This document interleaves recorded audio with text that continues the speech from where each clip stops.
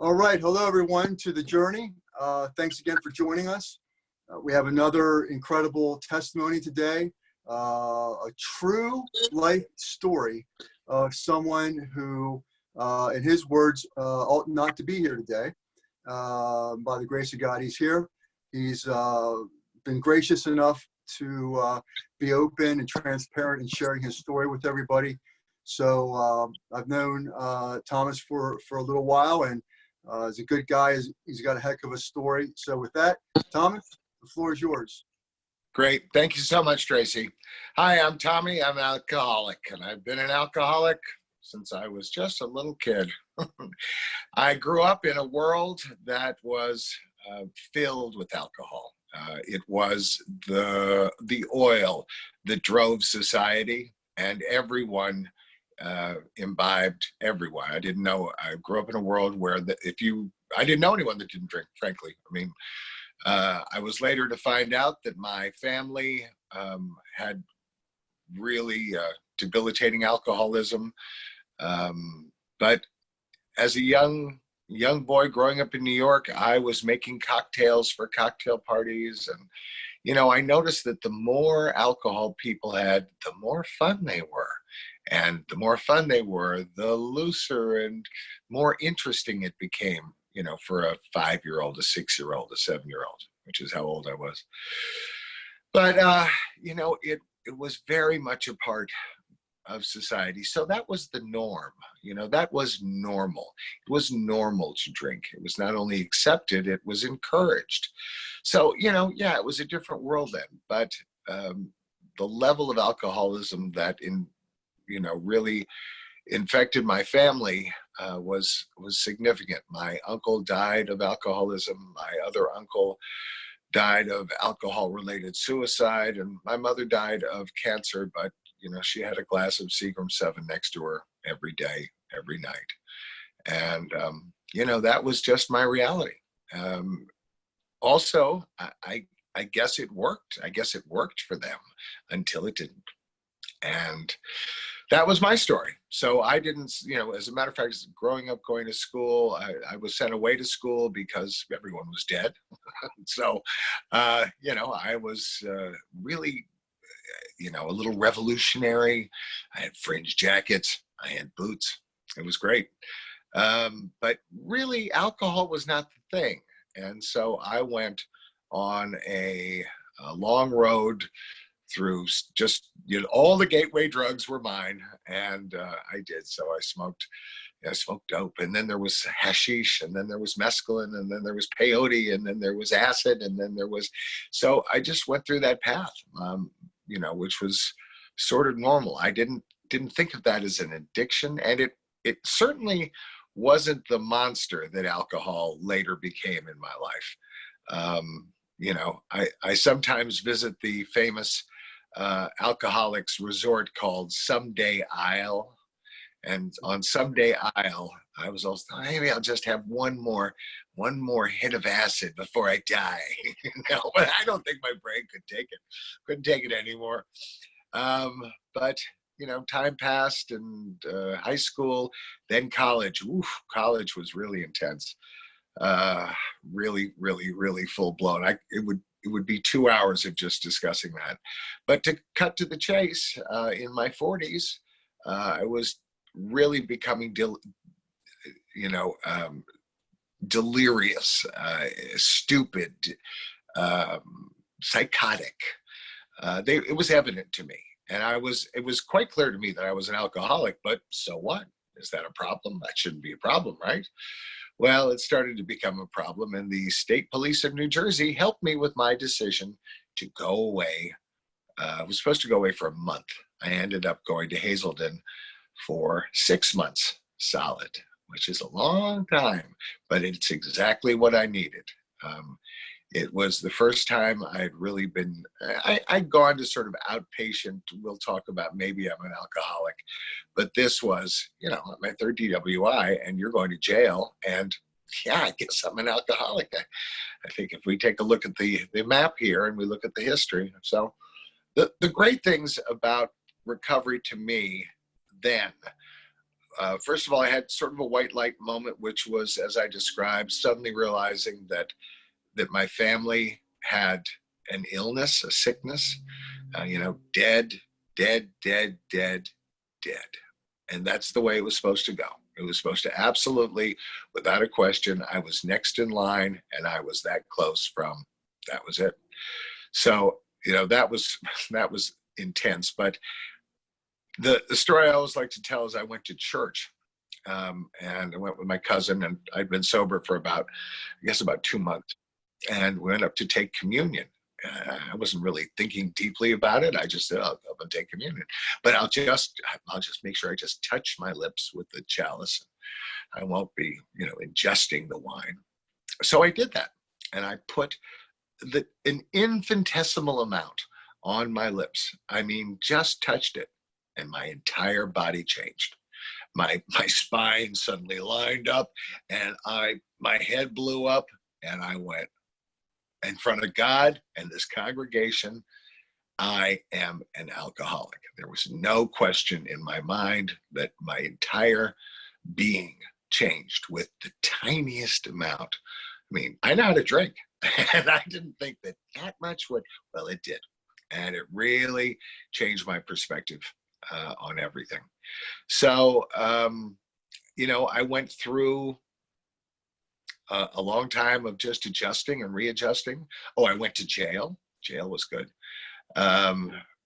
Jail was actually great because with my mind, I could figure out a way around sobriety or a way around AA, but I couldn't figure out a way around AA and jail. I mean, that was, to me, what do you want to know? Because all the questions have been answered here. So, I guess we'll cut to the fact that April 11th, I had 21 years. And yeah, it's a miracle. It's an absolute miracle that I am not drinking. I haven't had a drink in 21 years. I haven't done drugs in 21 years. It's amazing. And, I've continued to be, a dry drunk, a full-blown, AA card-carrying AA member. I've been all aspects of AA, but I had a relationship about 4 years ago, and it was devastating. She was like the most dangerous person I've ever met in my life. The funniest, the prettiest, the sexiest, but the most dangerous. And she really, I really lost my mind in sobriety. I mean, really, I was a phone call away from checking myself in. And the only place I could go that I felt was safe and that maybe would save my mind and my life was AA. And so I went back into the rooms full bore, 2-3 meetings a day, just to regain my sanity. Now, I think that AA has really saved my life, not once, but twice.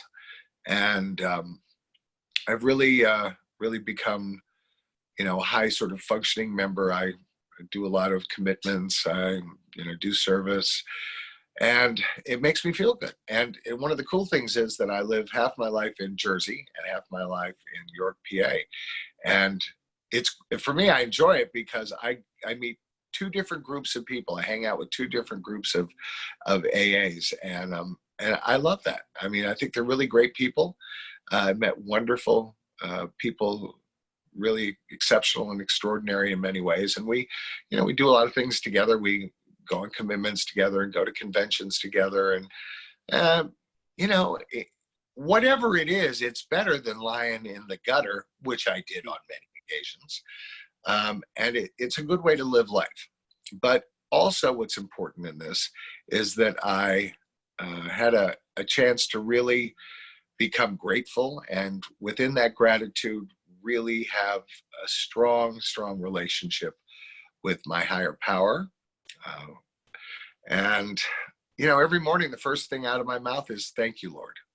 And that's sincere. Every morning I start my day saying thank you. I listen to a wonderful app called Pray As You Go. Pray As You Go. It's really been great for me.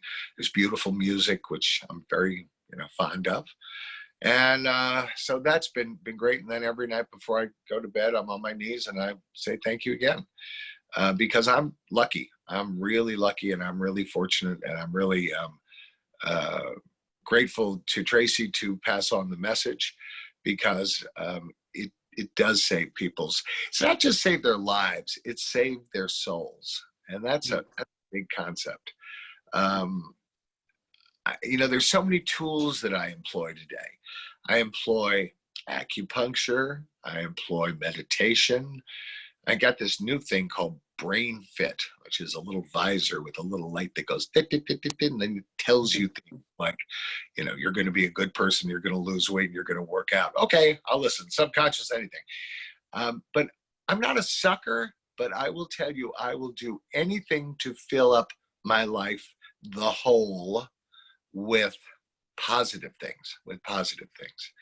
And there's quite a supermarket of positive things out there if we were willing to go shopping.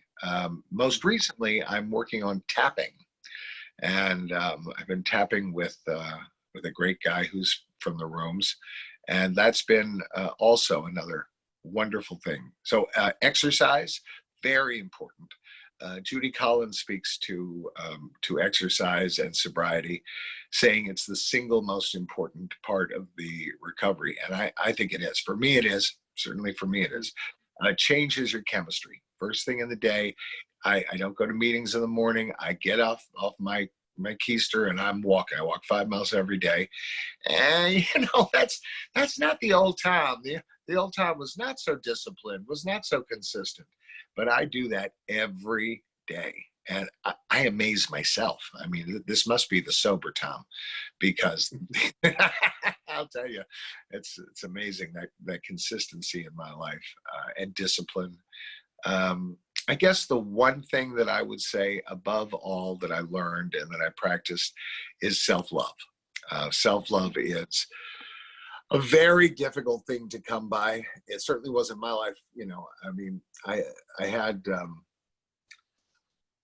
the story that really got me, and this was again in rehab, was the introduction of the inner child. And it sounds so corny, and I was like, oh, the inner child, that's nice.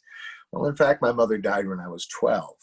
So the power of imaging the little kid, in shorts and knee socks, and looking at him and saying, your job was to take care of the little kid. Your job was to make sure that he grew up and was good. And I didn't. I tried to kill the little kid. I tried to kill him. I got real close to killing the little kid. So the ability to grasp loving yourself, which is taking care of all the aspects of yourself, whether it was the child in you or the adolescent in you, or somewhere along the way, something probably happened. And my ability to try to impart self-love and self-respect, dignity, are really key, and really, they seemed rather elusive to me for many, many years. And so it's wonderful to be that part of me, to be that part that cares about me and is responsible for me, and today does have dignity. I have to thank the rooms. This Corona thing is killing me, because I don't like virtual anything. I like to show up. I like to be there. I like to see people, and I like to feel the vibe. I mean, there is something, that is a miracle and unique to humanity, which is our vibration, and especially when that vibration moves towards the light. Mm-hmm. And I guess finally, I would say the thing that really means a lot to me is just being able to have perspective and consistency and understanding the disease concept, which I didn't have. I didn't really get that. And when I finally did get it, by sort of recognizing my entire family, had drank themselves to death, it was a really powerful thing, because, being of Irish descent, I'll just fight whatever I have to. I'll just fight it. I'll just go. And that's what I did for many years, and it didn't seem to work out too well. So that ability to, bring a higher power into your life and let go and open up to that, has been successful for me. And I'm a tough case.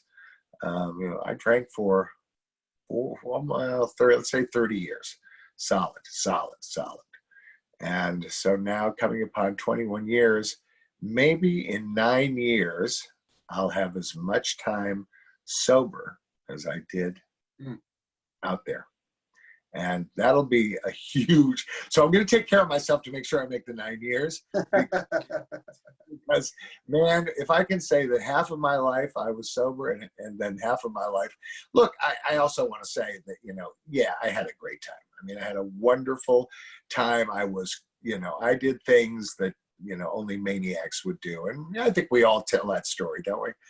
But, looking back upon it all, it got real ugly. It got real ugly, especially during the end. And I think I think we all share that story, that it worked until it didn't. And when it didn't, it comes back and bites you hard. So somehow I'm here today, grateful to be here today. Thank you, Tracy, for giving me this opportunity and sending good vibes, and much love to everyone. One of the things I want to ask you, Tommy, was that, I'm sure there's people watching that have never experienced recovery. They may have not even gotten to the point where they've acknowledged that they have a problem because of the fear and the shame and the guilt. And you talked about basically, the childhood trauma, which you carried with you, and unknowingly you were medicating yourself to deal with that. And at some point, in recovery, we have to deal with that stuff, or else it will continue to deal with us. But, one of the things that I try to highlight here is that there's many different ways of recovery. People just use church and they've never gone to a 12-step meeting. There's people that use all different types of things. The bottom line is, whatever works for you to stop using and to start healing yourself. But can you speak to the fact that I heard you share several times that as you were going through some rough times in your recovery, you seemed to run back to the rooms, and that's where you felt comfort and safety in that. So why did you choose that support group, that way of recovering? What was it that you didn't have before, but you felt in those rooms? Well, thanks, Trace. As I said, I've been a many-colored, I wear the coat of many colors in sobriety. I've been I don't drink, I don't go to meetings, but I don't drink. And, I'm just white knuckling. I did that for many years. Then I go to meetings once in a while, and it was okay. And then there were certain instances. Oh, I know. I'm sorry. I've forgotten this. This is a key part of my story. My very best friend that I grew up with in school, we were just, the two of us were inseparable and crazy, with a capital Z, crazy. And we would, of course, use drugs, sell drugs, buy drugs, get drugs, alcohol, whatever it was. We were those people. And then then he got beaten up and left for dead. And he sort of went into AA, but it didn't really take, but he sort of said he did because he had to do it legally. But in his 40s, I guess 40s, yeah, he tried to commit suicide using lead poisoning, and that was his moment. And at that moment, he realized that he had to, and I think that's the point of what you're saying, is that I don't care what gets you there. But for me, AA worked. For me, the fellowship worked. People worked. That's important. God through people. That's really important. But Jeff found AA, and I went with him, and I took him, and we got, I was already sober, but I got him sober, and he was my best friend. So it was like an amazing thing, because not only is there closeness, but as you go through the process, you share that process, and it was really, really powerful and a wonderful thing. But we're still the same people. We're still crazy people. We're just not. We don't have a handle in our hand. Yeah. And so that was just great. And then we went to do a mission trip to Ghana. We had a friend who had orphanages in Ghana. So he and I went to, he had not hardly traveled most of his life, but the one place he ended up was Ghana. It's a real place to consider, I got to tell you. But it was a really powerful thing. The little preacher, who was the small little guy, he came off the plane and they introduced us and he said, "You come to bring it to Ghana." And Jeff looked at me, I looked at him like, uh-oh, we're in trouble now.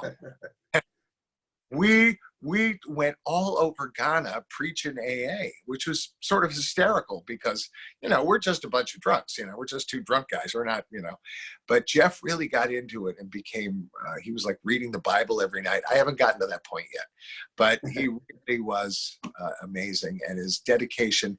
And then we came back to the States and he almost became, I don't know, transcendent. He became filled with light. I mean, this is my buddy who, but this is a different guy now. This had really compelled him, and he'd really become something else. And then one night I got a call and Jeff died. His heart had exploded. He was sober, and he was dead before he hit the ground. And he is always with me. And he is my brother and someone I care a lot about. But his journey, to watch his journey through AA was far more powerful than watching my journey. And I think that answers your question. It was quite a long answer to your question, but that was it. I mean, he's, and here's the payoff. Here's the final payoff on that, which is, he had an open casket. He went to the funeral home and stuff, and we all sort of went, and his mother said, "I don't want those people there." Well, I'm one of those people, and your son was one of those people. She's talking about, and there were probably 10 family members that were there, and there were over 300 people from the rooms. 300. The line was around and around and back around and back around, and you couldn't even get a seat in the church the next day. But to me, that's also, there's the power of AA. Yeah. Boy, talk about that. That's it right there. So hope that was an answer. No, that was because that, I can resonate to that. That's something that attracted me to support groups, was the fact that for so long I lived thinking that I was unique and nobody understood me. And when I got around people, like you said, were as crazy as I was, and they didn't base their love on me on what I could do or what I had. And that was different too. So yeah, well, I'm glad you're here, brother. Thank you so much for your courage and transparency, for coming on and sharing your story with everybody. Happy to do it, man. Happy to do it. Thank you, brother. I appreciate it, man. All right. God bless. All right. See you, everybody. Bye-bye.